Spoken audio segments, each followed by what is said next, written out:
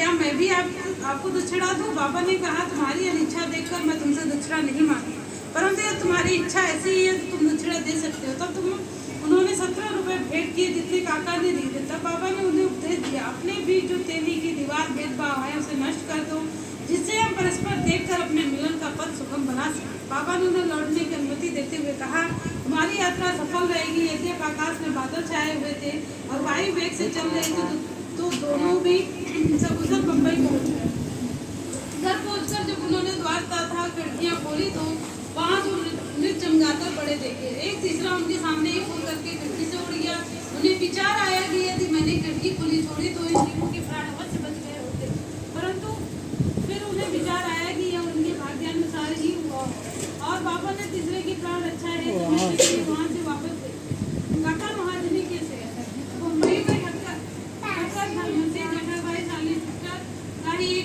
धर्म थी। काका इस धर्म के व्यवस्थापक थे। सेठ और व्यवस्थापक के संबंध परस्पर अच्छे थे।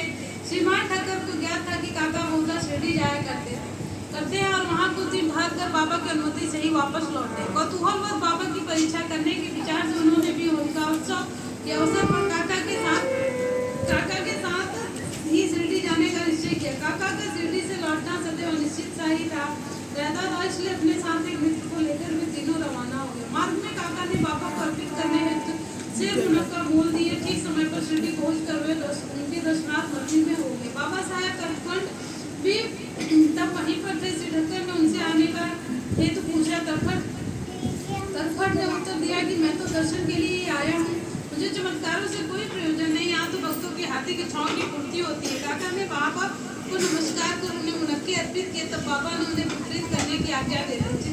श्रीमान ठाकर को भी कुछ मुनक्के मिले। एक तो उन्हें मुनक्का रुचकर न लगता, दूसरे को इस प्रकार अस्वच्छ खाने की डॉक्टर ने मनाही करी थी, इसलिए वे कुछ निश्चय न कर सके। न चाहते हुए उन्हें ग्रहण करना पड़ा और फिर दिखावे मात्र के लिए ही उन्होंने मुख में डाल दिया।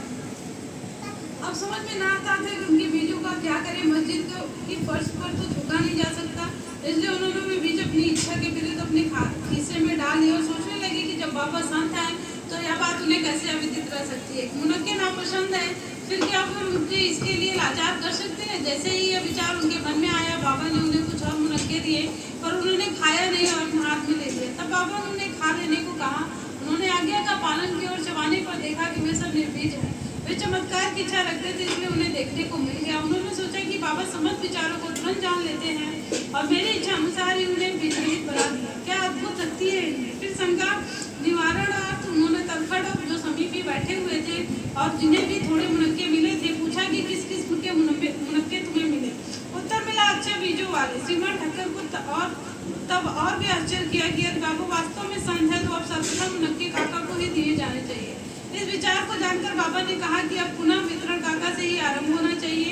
यह सब प्रमाण ठक्कर के लिए पर्याप्त है। फिर सामा ने बाबा से परिचय कराया कि आप ही काका के सेठ हैं। बाबा कहने लगे कि ये उनके सेठ कैसे हो सकते हैं, इनके सेठ तो बड़े विचित्र हैं। काका इस उत्तर से सहमत हो गए। उनका अपना हाथ छोड़कर ठक्कर ने बाबा को प्रणाम किया और बाड़ी को लौट आए। मध्याह्न की आरती समाप्त होने के उपरांत वे बाबा से प्रस्थान करने की अनुमति प्राप्त करने के लिए मस्जिद में आए। सामा ने उन्हीं को सिफारिश की। तब बाबा इस प्रकार बोले, एक सन की मस्तिष्क वाला सभ्य पुरुष था जो स्वस्थ और निभी था। शारीरिक तथा मानसिक कथाओं से मुक्त होने पर भी वह स्वतः ही अनावश्यक चिंताओं में डूबा रहता और व्यक्ति यहाँ वहाँ भटक कर अशांत बना रहता। कभी वो स्थिर और कभी चिंतित रहता था। उसकी ऐसी स्थिति देखकर मुझे दया आई और मैंने उससे कहा कि कृपया अब आप अपना विश्वास एक निश्चित स्थान पर स्थिर कर ले। इस प्रकार व्यर्थ भटकने से कोई लाभ नहीं। शीघ्र ही एक निर्दिष्ट स्थान चुन लो। इन शब्दों से ठक्कर की समझ में तुरंत आ गया, यह सर्वथा मेरी ही कहानी है। उनकी इच्छा थी कि काका भी हमारे साथ ही लौटे। बाबा ने उनका ऐसा विचार जानकर काका को सेठ के साथ लौटने की अनुमति दे दी। किसी को विश्वास न था कि काका इतने शीघ्र शिरडी से प्रस्थान कर सकेंगे। इस प्रकार ठक्कर को बाबा द्वारा विचार जानने का एक और प्रमाण मिल गया। तब बाबा ने काका से 15 रुपए दक्षिणा मांगे और कहने लगे कि यदि मैं किसी से 1 रुपया दक्षिणा लेता हूँ तो उसे 10 गुना लौटाया करता हूँ। मैं किसी की कोई वस्तु बिना मूल्य नहीं लेता और न तो प्रत्येक से मांगता ही हूँ। जिसकी ओर फकीर ईश्वर इंगित करते हैं उससे ही मैं मांगता हूँ। जो जन्म का ऋणी होता है उसकी दक्षिणा स्वीकार हो जाती है। दानी देता है और भविष्य में सुंदर उपज का बीजारोपण करता है। धन का उपयोग धर्मोपार्जन के लिए निमित्त ही होना चाहिए और यह धन व्यक्तिगत आवश्यक आवश्यकताओं में व्यय नहीं किया गया तो उसका दुरुपयोग है। यह तुमने पूर्व जन्म में दान नहीं दिया है तो इस जन्म में पाने की आशा कैसे कर सकते हो? इसलिए यदि प्राप्ति की आशा रखते हो तो अभी दान करो। दक्षिणा देने से वैराग्य की वृद्धि होती है और वैराग्य प्राप्ति से भक्ति और ज्ञान बढ़ जाते हैं। 1, 2 और 10 गुना लो। इन शब्दों को सुनकर श्री ठक्कर ने भी अपना संकल्प भूलकर बाबा को 15 रुपए भेंट किए। उन्होंने सोचा कि अच्छा ही हुआ जो मैं शिरडी आ गया, यहाँ मेरी सब संज्ञाएं नष्ट हो गई और मुझे बहुत कुछ शिक्षा प्राप्त हो गई। ऐसे विषय में बाबा की कुशलता बड़ी अधिक थी। यद्यपि वे सब कुछ करते थे फिर भी वो इन सबसे अधिक रहते थे। नमस्कार करने या न करने वाले दोनों ही उनके लिए एक समान थे। उन्होंने कभी किसी का अनादर नहीं किया। यदि भक्त उनका पूजन करता जिससे उन्हें न कोई प्रसन्नता होती और न ही कोई अपेक्षा उनका करता तो कोई दुखी होता। वे सुख और दुख की भावना से परे हो चुके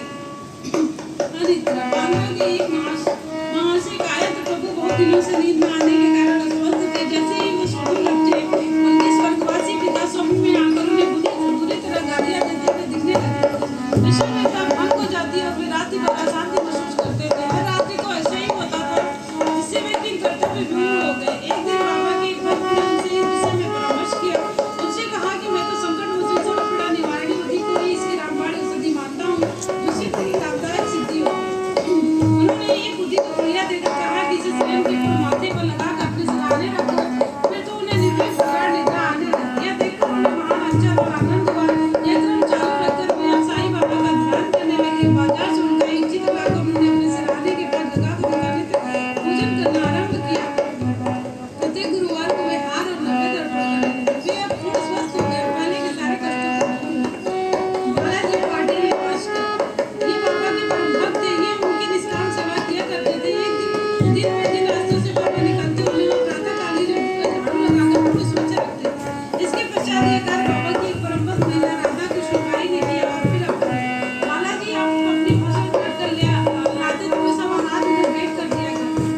उनमें से जो कुछ बाबा ने उन्हें लौटा देते उसी से वे अपने कुटुंब का भरण पोषण करते थे किया करते थे। यह क्रम ठीक वर्षों तक चला। उनकी मृत्यु के पश्चात उनकी पत्नी ने इसे जारी रखा। बुद्धि की शक्ति और महत्व। एक बार बालाजी इस श्राद्ध दिवस की वार्षिक वर्ष के अवसर पर कुछ व्यक्ति आमंत्रित किए गए। जितने लोगों के लिए भोजन तैयार किया गया उसे 3 लोग भोजन के समय एकत्रित हो गए। यह देख श्रीमती निवासकर की कर्तव्य विमर्श हो गई।